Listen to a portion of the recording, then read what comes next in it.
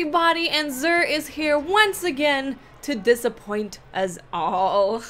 You know, I have to cut Xur some slack because honestly, it must be kind of difficult to bring Guardian something that they're excited for after the game has been out for a while and he doesn't have much else to sell. I know you guys want Galahorn, I want Red Death, I want Proxic Fire, chest piece for the Warlock. There's a few things that I want, but out of all the exotics in the game, I think I want him to sell like 3. So we have to cut him some slack. But in this video, I'm going to be showing you guys what he's selling if you don't already know, and I'm going to be doing mini reviews of each of the exotics that he is selling. So we're going to be starting out with the Titan Striker helmet, Helm of Inmost Light. The first thing that it's going to do is it's going to increase your melee attack speed, it's going to reduce the melee cooldown each time you pick up an orb, and it provides Death from Above and Headstrong for Fist of Havoc. And honestly, this is one of the best Titan Striker helmets in the game, so you should go ahead and just pick it up. Next, we're taking a look at the Hunter exotic armor. This is going to increase the amount of special weapon ammunition you can carry, it's going to increase the amount of hand cannon ammunition you can carry, and it's going to make you revive fallen teammates faster, they revive you faster, and your super also spawns additional orbs for your teammates. Quick little side note and little tipperoonie before I move on to like the review of this thing. If you do have the means to upgrade this from Xur, because he's selling the upgrade for the Crest of Alpha Lupi, he's selling that this week, I would recommend that you do it because it has a lot higher strength than the one that you purchase from Xur. It's actually like over 10 more strength, so that's actually quite a significant difference. So if you do have the glimmer available to you to do so, to upgrade it, then I would recommend that you do. You might as well get the best chest that you can get if you're spending your strange coins on that chest. I feel like this week we've been given these items that help us respawn our teammates faster, or should I say revive, we're not respawning them, because they're trying to push this double skirmish on all of us. That's what I think is happening. I don't think Xur is random. I think they're sitting there like, oh, you know what? We want people to play double skirmish for Valentine's Day. You know what items we should sell? Items that help you revive your teammates faster.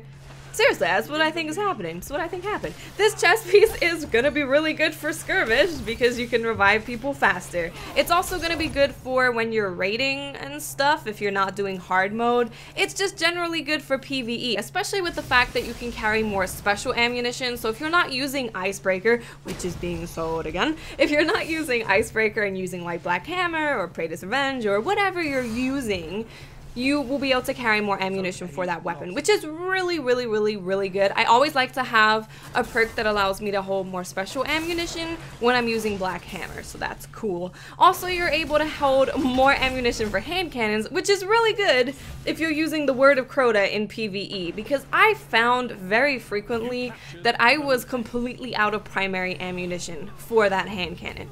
So I think this is just going to be a really solid thing to wear when you're doing strikes or you're doing normal mode in a lot of the raids. We'll see how it plans out. I've never actually had this chest before. This is going to be the first time of me owning this chest because I've always been like, why do I need this? I really don't need this. But now that I actually do strikes and stuff, I can see why it would come in handy. And like I said, it is going to be good for anyone wanting to play salvage or skirmish. And double skirmish is the special little DLC mode thingy majiggy bob that you can play this week. So if you do want to use it and you want to revive people faster, you want to be a tryhard and be fully kitted out for the skirmishing, then get the chest piece. It's worth it for that. At this point, I'm just tired of not buying anything from Xur, so I might as well use my like 230 coins, right? Alright.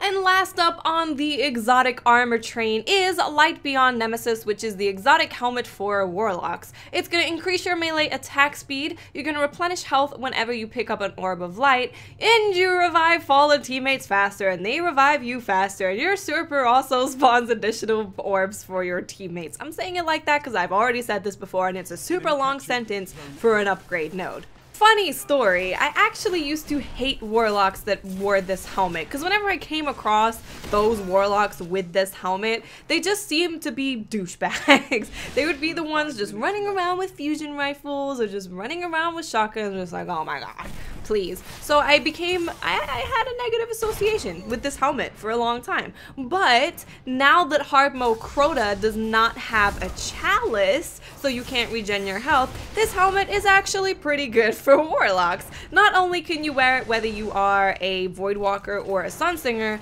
but you're able to replenish your health when you're doing hard mode Crota. So unless you're like cheesing it like most people do, and you're trying to do a legit Crota end run, this is gonna be really good, because the best way to replenish health I have found in hard mode Crota is to just pick up orbs. It's the easiest way. You don't have to melee throw, you don't have to go through any of that crazy stuff. You can just have your teammates make orbs for you, and you can pick up the orbs. And speaking of making orbs, you're gonna make more orbs, which is always good. Some people like to have a warlock creating orbs for the sword bearer so he can use the super on Crota when he goes up there. So all in all, this is just a solid helmet for your orb needs. All your orb needs.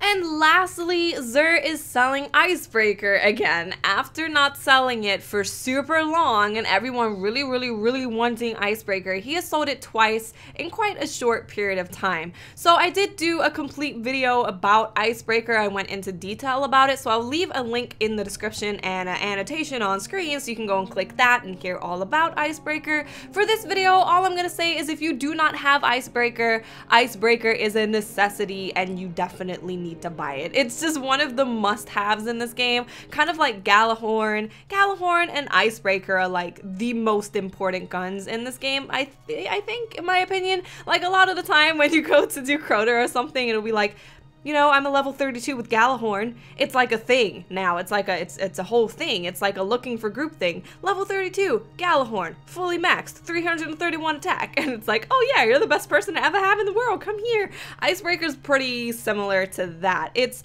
really necessary at this point if you want to do PvE. It's just awesome. Just buy it. Okay, just buy it. So I hope you guys enjoyed this video. I have picked up the helmet for the Warlock and the chest for the Hunter. I'm super sad that he's not selling heavy ammo synthesis again, because I am poor. I am broke. I'm in a permanent state of being poor because I do have Galahorn and I am the resident Galahorn user, so I constantly have to use heavy ammo synthesis, and he's never selling heavy ammo synthesis. So I spend all my days farming Glimmer. Ugh. Damn it, Xur. Okay, guys. I'll speak to you later. Bye.